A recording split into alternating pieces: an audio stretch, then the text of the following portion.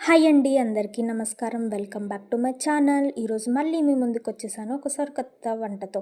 ఆ వంట ఏంటి అంటే ఈరోజు మనం స్నాక్ ఐటెమ్ చేయబోతున్నాం. అది కూడా పచ్చి పప్పుతో స్నాక్ ఐటెమ్ చేయబోతున్నాం. సో పచ్చిపప్పుతో స్నాక్ ఐటెమ్ ఎలా చేస్తారనుకుంటున్నారా? సో ఎలా చేస్తామో చూసేయండి. ఫస్ట్ పచ్చిపప్పు తీసుకొని వాటర్‌లో నానబెట్టుకోండి.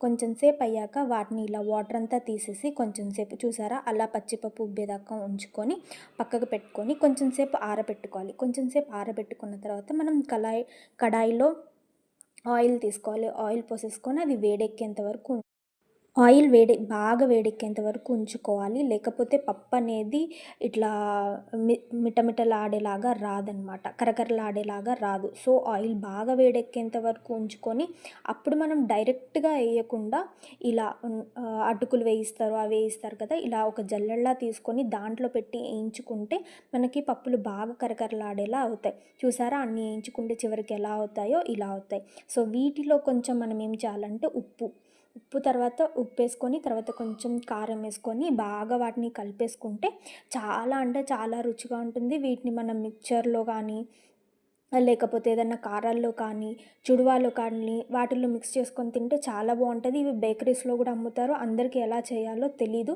సో, మీరు చూసారు కదా! చేసేయండి.